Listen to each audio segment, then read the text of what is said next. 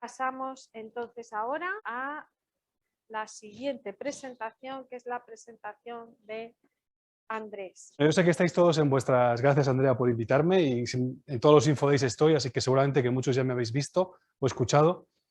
Y bueno, pues eso, toca bajar de vuestros proyectos tan interesantes que tenéis, con unos desarrollos científico-tecnológicos espectaculares en espacio, pues algo bastante más rollo, que son los costes, la elegibilidad de costes. A muchos seguramente ni siquiera os afecte directamente porque estáis en la parte más científica o de escribir los proyectos, pero bueno, toca contaros esto. Andrea me ha pedido que os cuente en general qué costes son elegibles y cómo hacer bien los cálculos para no tener problemas en auditorías futuras, y luego entrar en el modelo LAMSAM, que también me ha chivado que tenéis pues casi todas las convocatorias en vuestra área pues son modelo LAMSAM. 16 de 21, si no me equivoco, según me dijiste ayer, ¿no? Correcto, 16 de 21 topics en espacio que son LAMSAM. Normalmente son, creo que es el 33% en general en los Estados Unidos, el 76% de los topics. Muchísima suerte a todos cuando tenéis. Así que ese será un tema que intentaré explicaros, aunque también os preguntaré porque seguramente que muchos ya lo habéis escuchado. Vamos a empezar poco a poco. Voy a hacerlo relativamente rápido, así que si tenéis preguntas ahora o después, pues estamos a vuestra disposición. No hace falta que lo entendáis todo hoy, porque seguramente hay temas que os quedan un poquito lejos. Pero bueno, empezando por los tipos de costes, y me voy a meter sobre todo en los costes de personal, que es lo que realmente suele ser la gran parte de costes de un proyecto de Centro Europa. Así que vamos por ahí. Este es el repaso que vamos a hacer hoy de los costes que tenéis que meter en vuestras propuestas, las que estéis elaborando actualmente.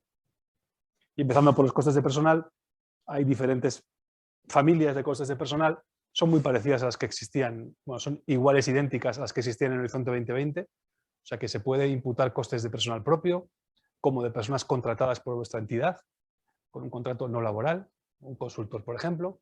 Se pueden imputar los costes de personal que tengáis cedido desde otras entidades, y también se puede imputar de una manera específica los costes de los dueños de una pyme. Si sois dueños de una pequeña o mediana empresa y no tenéis un salario como tal, pues existe una metodología para esos costes de personal. Y empezando por la de los empleados, la más habitual, la casuística general, aquí nos referimos a los empleados que no aumentan su salario por participar en proyectos. ¿Ves? Que es que tienen una nómina en la que no hay un concepto que es X dinero por participar en proyectos europeos. Eso sería otra cosa que llamamos Project Based Remuneration, que luego os menciono nada más. Y en cuanto a los costes de una nómina elegibles, pues quedaros con el mensaje de que los costes fijos en general son todos elegibles, y los costes variables, ahí es donde hay que tener un poquitito de cuidado. Son no elegibles, por hacerlo más rápido, los costes variables que no son objetivos. Es decir, que no tienen un procedimiento claro para poder determinar cómo se otorgan. Tampoco son elegibles los costes variables que están que aparecen solo para proyectos europeos. O sea, si es un coste variable, para que sea elegible tiene que ser consistente y se tiene que aplicar a todos los proyectos que tengáis, más allá de los europeos. Y tampoco son elegibles los costes variables que estén referenciados a objetivos comerciales directamente, ¿vale? Sí pueden ser elegibles los costes variables referenciados a, pues no sé, a cómo va la empresa en general, en su conjunto, pero si están referenciados a objetivos comerciales directamente, esos no son elegibles. Vale. Pues eso. Y la diferencia con Horizonte 2020, que también seguramente ya os sonará, es que el cálculo se va a hacer ahora en base a una tarifa diaria. En Horizonte 2020 calculábamos una tarifa horaria y la multiplicábamos por el número de horas. Ahora vamos a tener que calcular una tarifa por día y multiplicarla por el número de días dedicados al proyecto. Esa es la diferencia. Y el cálculo se va a tener que hacer una sola vez por reporting period, que como sabéis suelen ser de 18 meses, o sea que pueden incluir hasta 3 años diferentes, y por persona. Es que ahí también hay un ligero cambio en relación a lo que teníamos hasta ahora. Todo, si alguno utilizaba el año anterior cerrado, que es lo que se usaba en H2020, para mis cálculos pongamos un ejemplo, tengo que hacer el reporting en el año 24, pues si estuviéramos en el Horizonte 2020 podría utilizar los costes de año 23, que ya están cerrados para los meses del 24. Bueno, pues eso ya no existe. Ahora vamos a tener que calcular los costes del día 1 del reporting period hasta el último día por cada una de las personas. Y para medir el tiempo dedicado al proyecto, pues ahora tenemos dos opciones. Si queréis olvidaros de los timesheets, de los registros en horas, lo podéis hacer. Pero muchas entidades tienen esos registros para otro tipo de proyectos, para su contabilidad analítica, para lo que sea. En el caso de tenerlos, habrá que convertir las horas en días en un momento. Pero si no queréis utilizarlos, insisto, con una declaración mensual de los días dedicados al proyecto sería suficiente para la Unión Europea, para la Comisión. Y para poder convertir, si tenéis que hacerlo porque tenéis unas timesheet en horas, pues para poder convertirlas una vez por reporting period y para cada persona, como acabo de decir, tenéis que hacerlo utilizando una de estas tres opciones que existen. La más sencilla y la más recomendable, obviamente la tercera, porque nadie os va a preguntar nada. 8 horas se corresponde con lo que actualmente tenemos de 1.720 horas anuales productivas en Horizonte 2020 para los que estéis familiarizados con él. Así que 8 horas es lo mismo, 215 días multiplicado por 8 nos da 1.720. Pero bueno, hay dos opciones más, por el número de horas que tenga la persona fijada en contrato, no en convenio laboral, en contrato, o las horas productivas medias del beneficiario. No me meto a hacer los cálculos, lo podemos, si alguno tiene alguna duda concreta, lo podemos ver individualmente, porque ya sería muy largo. Y esas nóminas que tengáis que aumentan por participar en proyectos europeos tienen que pasarse a un formato todavía más complicado, que es el de Project Based Remuneration, donde la Comisión te pide que hagas no un cálculo, sino dos cálculos de daily rates. El cálculo para el proyecto europeo y el cálculo para proyectos similares nacionales. Ya veis que se empieza a complicar porque a veces no hay ese parámetro de medición. En definitiva, la Comisión lo que hace es pedirte que hagas dos cálculos y que te quedes con el menor de los dos. Insisto, si tenéis alguna persona o entidad que caiga bajo esta casuística, nos lo decís y creo que lo mejor es que veamos caso por caso cómo calcularlo, porque no es sencillo. Y esto os lo pongo porque sí que viene, y creo que es importante que lo sepáis, para los que queráis olvidaros de todo lo que os he dicho. Yo soy el primero que me gusta olvidarme de esto porque me repito y ya me canso a mí mismo de oírme, pero bueno, en la Comisión baraja una posibilidad nueva, que es la de olvidaros de todos esos cálculos y optar por un coste unitario.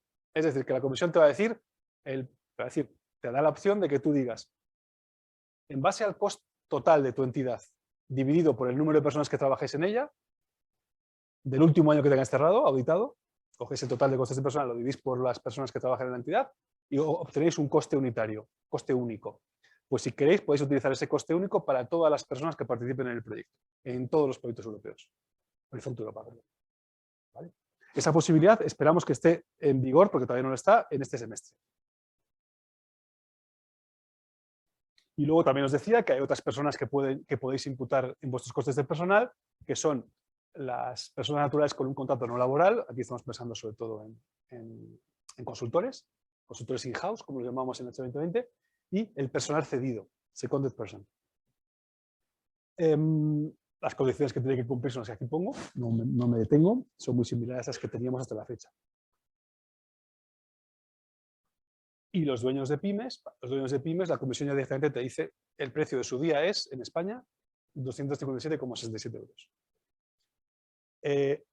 Convocatorias 21-22. No he visto ningún cambio para las de 23-24, así que entiendo que es el mismo de momento. Si lo veo algún día, se lo comunicaré a mis compañeros para que os lo hagan llegar también, pero vamos, no va a estar muy lejos de esa cifra. Bien, costes de personal. Lo he hecho muy rápido, pero creo que igual me paro. ¿Alguno tiene alguna pregunta sobre costes de personal? ¿No? ¿Os ha quedado claro? No me engañéis, porque no me lo creo.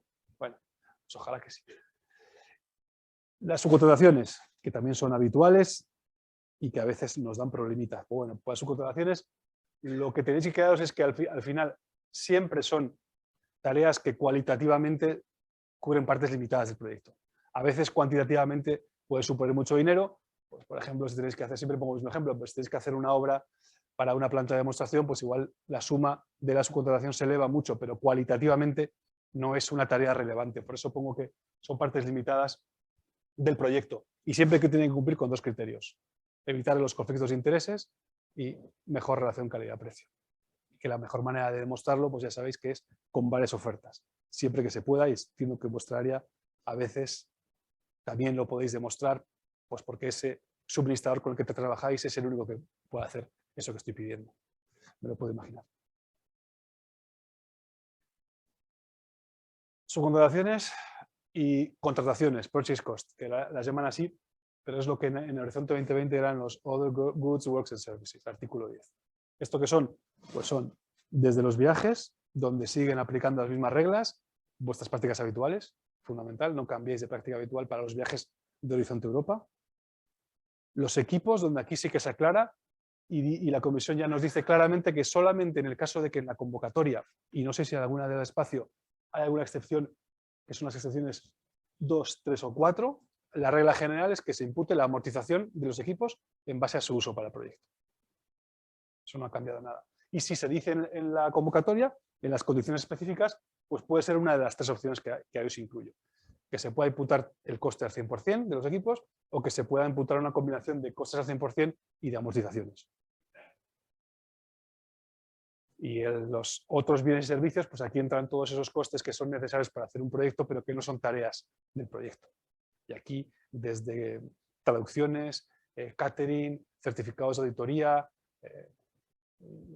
consumibles, todo ese tipo de costes que no son tareas, pero son necesarias, entran en esta figura de otros costes directos. Hay figuras específicas que también entiendo que, no sé si Andrea aplican en... Andrea, perdóname. ¿Aplican Financial Support Third Parties también en vuestras convocatorias este año? ¿No? Bueno, pues esto existe en algunas convocatorias. No tenéis que escribir. Bueno, pues en algunas convocatorias existe esta posibilidad, que es que la comisión te da un dinero a ti para que tú se lo traslades a terceros a los que ella no llega. Y hay que respetar estas condiciones. Y las facturas internas, que entiendo que aquí sí en vuestro sector puede pasar, entidades grandes que se facturan dentro de una misma entidad, un mismo CIF, un mismo PIC. Se facturan en servicios entre ellas. En este caso, la comisión lo que ha hecho ha sido admitir que se incluyan los costes indirectos en esas facturaciones internas. Pero ya no puede ser tan fácil, siempre que los costes indirectos reales sean identificables fehacientemente. Y ahí me consta por las consultas que me llegan que es donde se complica todo. ¿Qué es fehacientemente? ¿Cómo se interpretan estos conceptos contables, que son bastante contables y que a mí me cuesta entender? Proxies, key drivers, allocation keys, etc. Lo mismo, si tenéis algún caso así, pues hacednos una consulta individual y vemos en el caso por caso si cumplimos con todos los requisitos de este punto. Costes indirectos, no os descubro nada, 25%, y me voy ya a Other Sources of Funding. Quizás a algunos os ha parecido un poco extrañas las columnas Q y R, que no estaban en Horizonte 2020. Las columnas Q y R, bueno, y la anterior también, están pensadas para proyectos en los que, la primera, proyectos en los que pensáis que pueda haber un ingreso. Si anticipáis un ingreso en vuestro proyecto europeo, que a veces pasa, lo tenéis que incorporar aquí. Y cuando la comisión os financia el 70%, no al 100%, pues hay un 30% que tenéis que incluir también aquí y decirnos si es financiación CEDETI, regional o de donde venga, o recursos propios. Nada más. Esto no tiene gran importancia, pero hay que rellenarlo a título informativo, yo diría. Y perdón, y esto en el caso de los Associated Partners, que también os ha contado Andrea, veis que la columna está toda tachada, no tenéis que incluir ninguno de los costes por categoría, pero sí tenéis que incluir de dónde viene su financiación. En el caso de UK, que no tengo en mi presentación, pero en el caso de UK, ya os adelanto que hasta marzo del 23 tenéis que seguir metiéndolos como beneficiario normal en las propuestas que hagáis, y si llegado el momento de la firma de vuestro proyecto no están asociados, que no tiene ninguna pinta de que UK se vaya a asociar, aunque Dios sabe, porque el lío que tienen montado también allí no está mal. Decía que si en el momento de llegar a la firma no están asociados al programa, Reino Unido como tal, pues tendréis que pasarlos a Associated Partner y meter su presupuesto aquí. En principio, UK financia todas las tareas de los participantes de UK. En principio, digo, porque a veces hay sorpresas. Y no en todas las convocatorias, pero en principio, sí. Ingresos, bueno, comentaros que solamente si sois entidades sin ánimo de lucro, os olvidéis de los ingresos porque ya no existen para vosotros. Y esto es lo que os acabo de contar de las fuentes de financiación, las columnas Q y R. Así que ya me voy a terceras partes. ¿Alguna pregunta de costes? Bueno, soy Nuria de AVS y mi pregunta iría sobre los costes elegibles. La subcontratación de servicios, por ejemplo, de testing, ¿estaría dentro del subcontracting o del C? Depende de si son tareas del proyecto. Si el testing es una tarea descrita como tal en la propuesta, entrarían como subcontratación. Vale, sí, era un poco la idea que yo tenía. De acuerdo. Eso pasa mucho también con las páginas web. A veces hacer una página web es una tarea del proyecto y a veces no, a veces parte del proceso de comunicación. Ahí está la diferencia, que no es siempre muy clara. Carlos Pérez, de la Universidad de Málaga. Nosotros estamos planteando una propuesta de incluir un socio de UK. Entonces, para confirmar lo que has dicho, nosotros lo pondríamos como elegible, ¿no?, en la propuesta. Como beneficio. ¿Cuándo cierra la propuesta? A finales de marzo.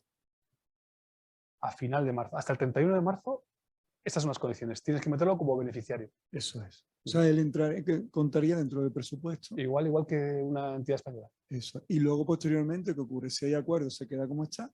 Y si no hay acuerdo, lo metemos como Associated Partners. UK, en principio, financiaría su parte. Eso es. Como Suiza, ¿no? Igual. Igual, ¿verdad? Igual. Vale. Pues muchas gracias, Andrés. Pero Suiza, en el momento de la propuesta, lo tienes que meter ya como Associated. Vale, esa es la diferencia.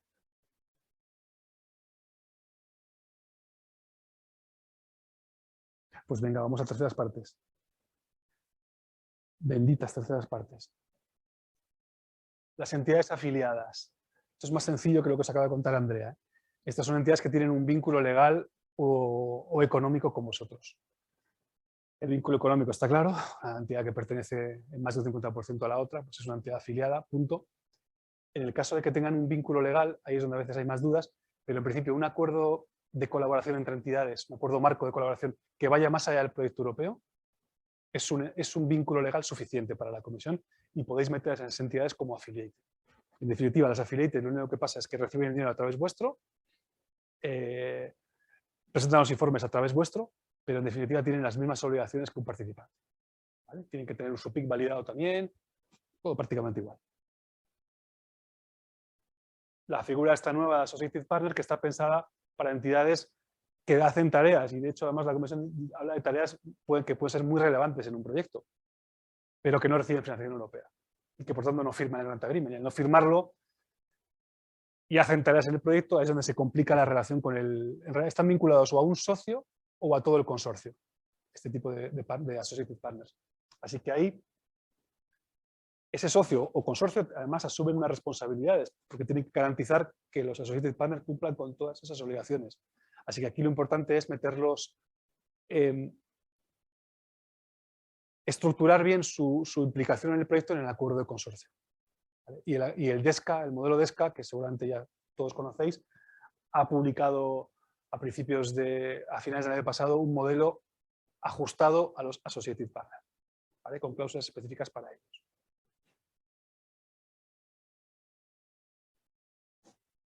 Las cesiones de recursos siguen siendo posibles, podéis tener recursos cedidos por una tercera entidad. Lo que dice la Comisión es que la cesión de recursos contra pago against payment como tal desaparece. Ahora, si os ceden personal, nos tenemos que ir a seconded personal y cumplir con los requisitos que os ponía en la taspa anterior. Y si son otro tipo de cesiones, pues tenéis que meterla en contrataciones o subcontrataciones y cumplir con las características de estos. ¿Vale? Y las contribuciones, las cesiones de recursos gratuitas siguen siendo posibles y aunque a vosotros no os cueste nada, un investigador que os ceden para hacer el proyecto europeo desde otra entidad, aunque no os cueste nada, su coste real, o sea, que hay que verificar que el coste que imputáis es el coste de la tercera parte que os cede, es un coste elegible para vosotros. Os lo podéis meter en el proyecto y la comisión os lo va a financiar. Insisto, aunque sea gratuito para vosotros. ¿En terceras partes hay alguna duda? ¿Queráis? ¿No? ¿Vamos al LAMSAM? Venga, que tenemos todos a terminar, ¿no? No me extraña. LAMSAM. Bueno, en vuestro caso no aplica esto, ya os lo ha dicho Andrea, sois los elegidos. Tenéis muchas más convocatorias siguiendo este modelo. Y este modelo, ¿por qué es importante conocerlo? Pues porque es un Grant Agreement distinto, para empezar. O sea, estáis firmando un acuerdo de subvención diferente del que firmáis en cualquier otro proyecto europeo. Y eso tiene implicaciones importantes, os podéis imaginar. Vamos a empezar por las modalidades. Hay dos, aunque el 90 y tantos % de los proyectos van a ir con la modalidad 2. Es decir, vosotros tenéis que valorar y darle un precio, si queréis, darle un presupuesto al lump sum.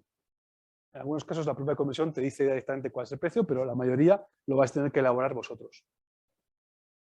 Y en la propuesta, que es donde estamos y nos interesa, la propuesta la tenéis que estructurar algo distinta. Bueno, ¿cuántos, antes de empezar, que yo también, cuántos habéis oído hablar de esto o habéis empezado ya a escribir una propuesta lump sum? 1, 2, 3. 3. Todavía solo 3. Bien. Entonces, por favor, corregidme, apuntad lo que...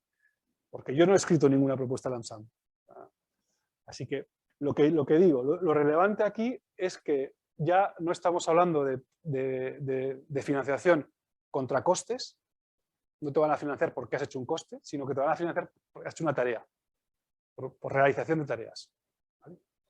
Y eso es muy importante porque la unidad de medida es el Work Package y el Work Package va a definir la responsabilidad de cada socio. La responsabilidad financiera sigue siendo individual. Vamos al Work Package 4, por ejemplo, aquí donde tenemos los cuatro socios interviniendo. La responsabilidad de cada socio sigue siendo 50.000 euros. Pero ese Work Package solo se va a cobrar cuando se realicen las tareas por los 4. Y esto implica, como os podéis imaginar, una interdependencia que no tenemos en un proyecto normal. Si el beneficiario B no cumple con sus tareas, no hace sus tareas, los beneficiarios A, C y D, por mucho que han realizado las tareas y gastado esos 50.000 euros, no reciben la financiación. Así que bueno, ahí también en el acuerdo de consorcio, y quizás vuestros compañeros os lo pueden decir, habrá que ajustar. ¿Lo habéis hecho vosotros en vuestras propuestas? ¿Habéis ajustado el acuerdo de consorcio o estáis pensando en ajustarlo para contemplar esta situación?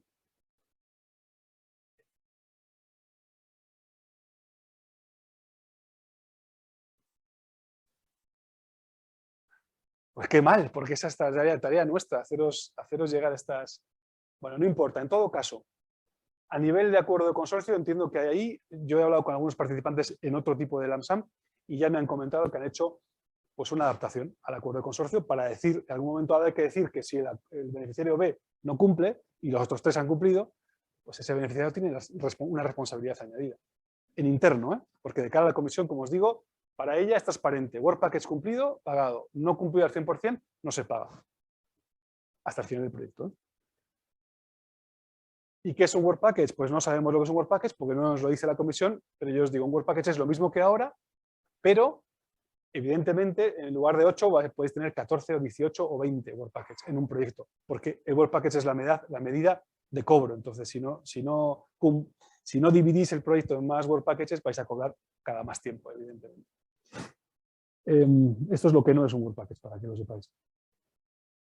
¿Y dónde está la gracia de todo esto? Pues que ahora a nivel de propuesta, la comisión os va a pedir un poquitito más.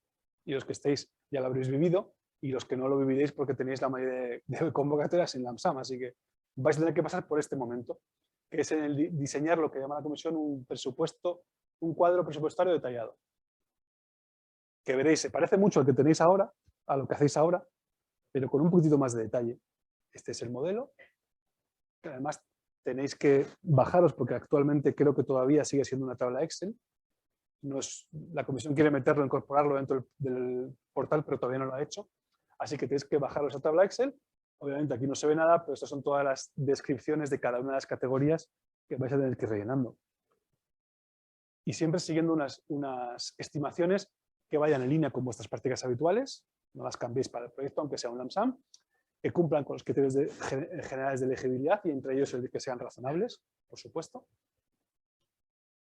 y para cada una de las categorías. Así que esto me ha pedido Andrea que vayamos pasando lo que tenéis que rellenar en esa tabla y aquí vamos. Pues lo primero es una lista de beneficiarios. Hasta aquí no va a haber ningún problema. Lo segundo es una lista de Work Packages. Aquí también, más allá de que en vez de 8 sean 20, a priori tampoco hay gran problema. Pero luego ya entramos en la descripción de cada uno de los costes. Y en costes de personal, por ejemplo, como podéis ver aquí, y lo veréis mejor en la siguiente, bueno, lo tenéis que hacer tanto para el beneficiario como para la affiliated entity. Y en costes de personal, como decía, tenéis las categorías que os acabo de contar, pero veis que en la categoría de empleados, pues la comisión os está pidiendo más detalle, un detalle más fino de lo que os cuesta cada una de estas tipologías de participantes. Tenéis que hacer un ejercicio aquí porque la comisión lo que pide es que incluyamos el coste medio por unidad, siendo una unidad equivalente a una persona mes. O sea, tenéis que sumar todas las personas mes que tengáis, dividirlo por el número de personas y tendréis el número de unidad, el coste por unidad. Es un cálculo sencillo, pero bueno, lo mismo va a pasar, esa media, lo mismo va a pasar para subcontrataciones. Si tuvierais 3 subcontrataciones por valor total de 90.000 euros, pues tendréis 3 unidades a 30.000. ¿Vale? Eso es lo que os pide la comisión que hagáis y que detalléis con más detalle. Sigue siendo necesario completar la tabla de los proyectos normales, la tabla 3.1G, donde explicáis qué es cada una de las subcontrataciones y que no es necesario, también lo decía Andrea, creo, que pongáis quién va a hacer la subcontratación, porque a priori eso a la comisión le da igual. Lo que la comisión va a querer ver en una subcontratación es que cumplís con mejor relación calidad-precio y no conflicto de intereses. Aunque nombréis a alguien, eso no se exime de cumplirlo, quiero decir. Para los purchase cost, exactamente lo mismo. Y vais rellenando, veis cada una de las tablas. En el caso de las amortizaciones de equipos, pues veis que tenéis un poquitito más de detalle que rellenar. Cuándo comprasteis el equipo, cuál es la amortización, en fin, ese tipo de cosas que tampoco son gran problema para entidades como las vuestras. Y otros costes directos, pues lo mismo, cuando lo autorice. En vuestro caso no tenéis financial support, pero si tenéis facturas internas, pues rellenarlas también en este cuadro. Bueno, en definitiva, luego tenéis unas tablas resumen que nos llevan al final del proceso, que es colgar este Excel en el portal. En resumen, lo que quería deciros es que aquí vais a tener que afinar un poquitito más a nivel de propuesta. ¿Pero esto qué significa también? Que a nivel de ejecución del proyecto y posteriores auditorías, os podréis olvidar de toda la parte financiera. Es decir, os podréis centrar en lo que interesa, que es realización de las tareas técnicas del proyecto. ¿Vale? A priori, hoy la comisión lo que dice es no guardéis más que, por tanto, si no tenéis auditorías financieras, no hace falta T10, nóminas, no hace falta guardar metodologías de cálculo de los costes de personal, todos estos rollos que os he contado al principio. Bastaría con que pudierais demostrar que las tareas que habéis comprometido las habéis hecho. Eso es fácil de decir y difícil de interiorizar porque yo sé que primero, no ha habido ninguna auditoría todavía. Entonces, no tenemos ejemplos. No tenemos ni siquiera una guía de auditoría de los LAMSAM. Entonces, lo que está pasando es que la mayoría de participantes lo que hace es, y igual alguna de aquí, es guardar todo. Parte técnica, documentos, facturas, nóminas. A priori eso, en el futuro, tiene que desaparecer porque ese es el precio a pagar por tener que hacer una propuesta más detallada. El olvidarnos de todos estos líos una vez el proyecto en marcha y sobre todo al acabar.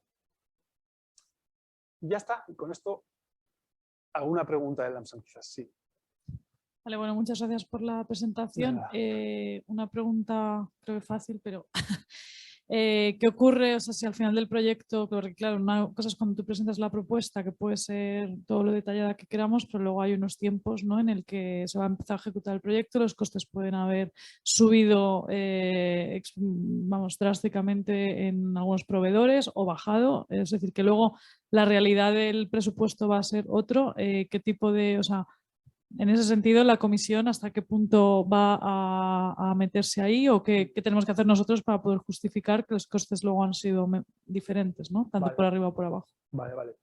Buena pregunta, porque esa es la pregunta recurrente y no suelen bajar los costes, menos hoy día, pero vamos. Lo que no va a hacer la comisión es subir, eso ya lo sabemos, eso nunca pasa y aunque lo estén elevando incluso desde el Parlamento, que es un problema serio, que hay proyectos, no LAMSAM, cualquier proyecto que ha presupuestado una cosa y ahora con todo el lío que tenemos, esa misma cosa, tarea, subcontratación, vale muchísimo más. La comisión hasta ahora ha dicho que lo siente mucho, pero que ahí no se va a meter. En el caso del LAMSAM, la comisión evalúa el LAMSAM en la evaluación del proyecto. Y una vez, es verdad que el evaluador te puede decir, considero que esto que estás pidiendo es demasiado para esa tarea, porque tienen una idea de lo que cuesta un investigador senior en España. y una subcontratación X en Francia. Tienen una idea, tienen una base de datos que lo... Entonces, te pueden decir que tienes que disminuir el lump sum. Pero una vez cerrado el lump sum, empaquetado al principio, cuando te aprueban el proyecto, lo único que puede pasar es que haya cambios dentro del lump sum, que eso es como un proyecto normal. Quizás aquí sea un poquito más rígido y haya que hacer más enmiendas para cambiar un work package o dinero de un work package a otro o tareas de un participante a otro, quizás sea un poquitito más. Pero a nivel de costes, tú ya te olvidas de eso. Si te sale menos, mejor para ti. Y si te sale más, pues haberlo previsto mejor. ¿Vale? Pero ya no se va a entrar a medir los costes. Ese es el mensaje. Ismael Colomina de Geonomedics. Cuando nos enteramos que determinado proyecto iba a ser organizado con lump sum, casi que organizamos una fiesta en la empresa. Qué bien. Pero luego el auditor nos dijo que guárdalo todo por si acaso. Pues qué mal. Entonces, claro, mi conclusión es que lump sum está facilitando los procedimientos de la comisión, pero me está doblando los míos. Por ahora. Y me gustaría que me confirmase si el consultor que nos aconsejó esto iba bien o no, o en qué me estoy equivocando, porque ahora mismo mis costes de gestión son el doble, porque la preparación del Grant Agreement fue un calvario y mi gerente me dice, no, pero es que además lo vamos a guardar todo como antes, los timesheets, todo, por si acaso nos montan una auditoría. Pues los gerentes y los abogados en general no son buenos compañeros de viaje. Yo soy abogado también, así que no. ¿Qué quieres que te diga? Pues que pues sí, yo también si fuera auditor, pues también te diría lo mismo, porque no está claro. Pero no debe ser así, porque entonces pierde toda la gracia. Pero a día de hoy, sin tener auditorías hechas y sin tener guías de auditoría, ¿qué vas a hacer?